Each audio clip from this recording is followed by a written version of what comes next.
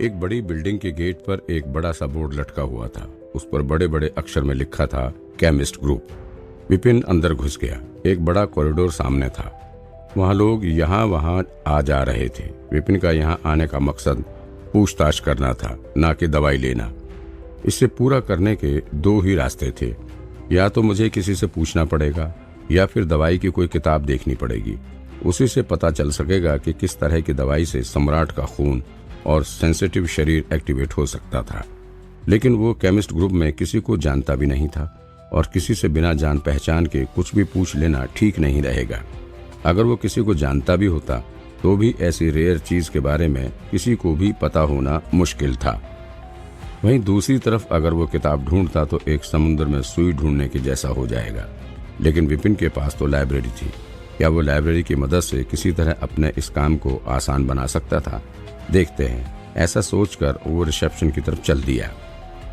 सारिका वहां पर रिसेप्शन पर बैठती थी। उसकी दिली इच्छा थी कि वो भी एक दिन केमिस्ट बने, लेकिन उसके पास टैलेंट की कमी थी और कई बार कोशिश करने के बाद भी वो केमिस्ट के एग्जाम पास नहीं कर पाई थी। इसलिए मजबूरी में उसे यहाँ रिसेप्शन पर काम करना पड़ता था और साथ ही साथ वो पढ़ाई भी कर रही थी। रिसेप्शन पर काम करना बहुत बड़ा काम नहीं था, लेकिन ये करके उसे ठीक ठाक इनकम मिल ही जाती थी। उसे हर एक गोली बेचने पर कमीशन मिलता था। कमीशन की रकम थोड़ी ही थी, लेकिन जितनी ज्यादा गोलियां वो बेचती थी उतनी ही ज्यादा उसकी कमाई होती थी। इसी वजह से ही उसकी सैलरी वहीं काम करने वाले बाकी लोगों से 6-7 गुना ज्यादा थी। लेकिन अच्छी कमाई के बाद भी वो इस जॉब में रहना नहीं चाहती थी। उसका कारण उसकी जॉब का मुश्किल होना नहीं था, बल्कि उसकी सूरत थी। वो अभी भी 22-24 साल की ही थी और देखने में बेहद खूबसूरत थी। ये उसके माता पिता के जीन्स ही थे, जिसकी वजह से वो हर किसी को अच्छी लगती थी। उसे दुनिया की सबसे खूबसूरत लड़की तो नहीं कहा जा सकता था, लेकिन हाँ, पहले 100 की गिनती में वो जरूर आ जाएगी। ऐसी सूरत उसके लिए फायदेमंद होनी चाहिए थी।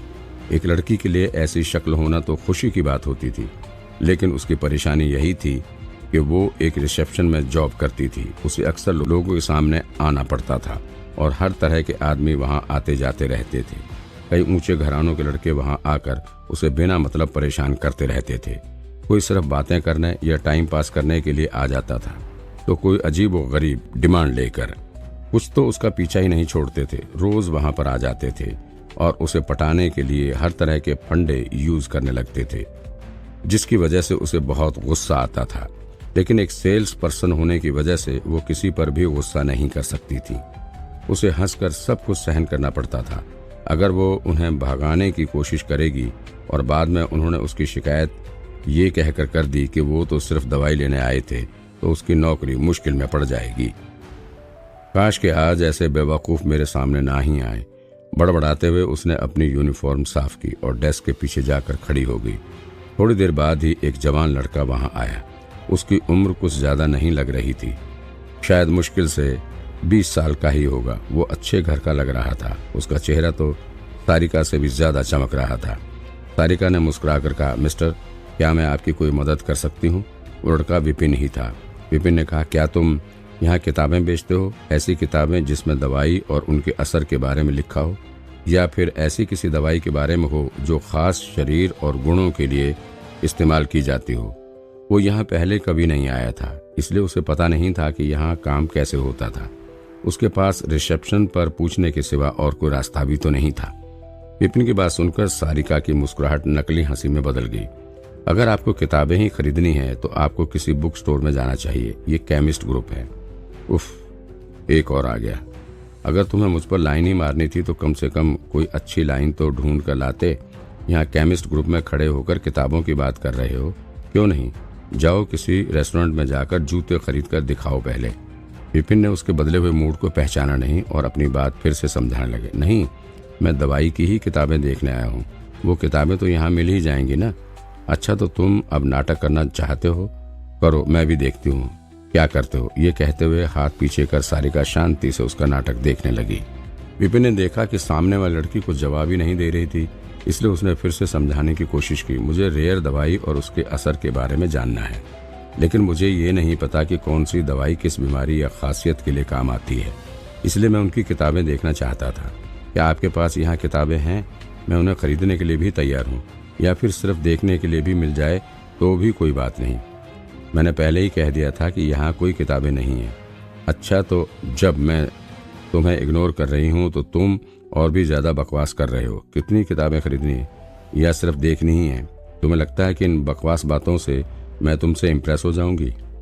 तारिका तो ये समझ रही थी कि ये इंसान सिर्फ यहाँ उसे परेशान करने के लिए ही आया था, वरना कौन सा इंसान केमिस्ट ग्रुप के पास आकर किताबें मांगता था। इस तरह से तो ये खुद ही अपना पैर कुल्हाड़ी पर मार रहा था।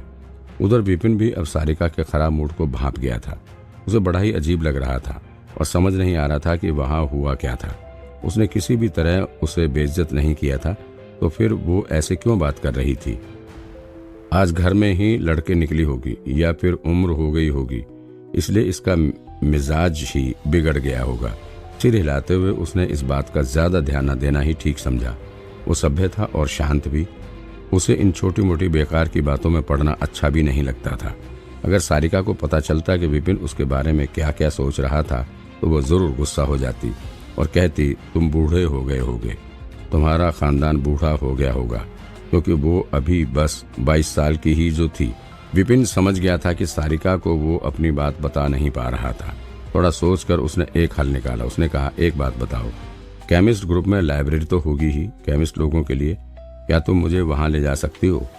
चाहे वो एक टीचर ग्रुप हो या केमिस्ट ग्रुप, हर प्रोफेशन की किताबें अलग होती थीं, इसलिए उनकी लाइब्रेरी भी होगी ही।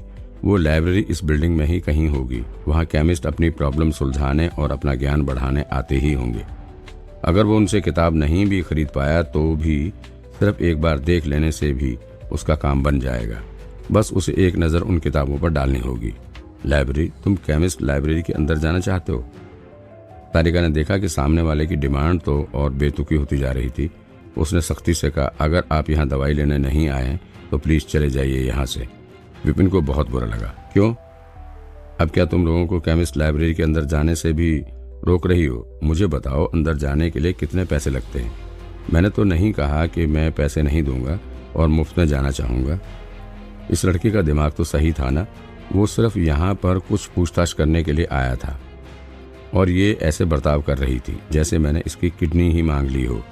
विपिन को भी अमीर घर के बिगड़े हुए लड़कों की तरह ही हरकतें करते देख और पैसों को मिट्टी की तरह उड़ाते देख सारिका को और गुस्सा आ गया और वो गुस्से से बोली, भगवान ने तुम्हें पैसे दिए हैं, इसका मतलब ये तो नहीं कि तुम जो जी में आए वो करोगे। दुनिया सिर्फ पैसों के ही आसपास नहीं घूमती है। पैसों से तुम हर चीज नहीं खरीद सकते। मैं तुम्हें असलियत बताती हूँ। हाँ, केमिस्ट ग्रुप में है एक लाइब्रेरी और वो 2 हिस्सों में बटी हुई है, बेसिक और एडवांस। बेसिक लाइब्रेरी में जाने के लिए भी इंसान को कम से कम शिष्य के लेवल का केमिस्ट होना जरूरी है। अब बताओ, क्या तुम एक केमिस्ट हो या उसके शिष्य? शिष्य? केमिस्ट? विपिन ये सब सुनकर हैरान था। उसे केमिस्ट ग्रुप के बारे में ज्यादा जानकारी तो नहीं थी, लेकिन हाँ, उसे स्कूल के संग्रह के बारे में जरूर पता था। वहां भी स्टूडेंट का अपना संग्रह होता था और टीचर के लिए अपना। पहले वाले के लिए स्टूडेंट होना जरूरी था और दूसरे के लिए इंसान के पास टीचर लाइसेंस होना ही चाहिए। लगता था यहाँ भी वही हालत थी।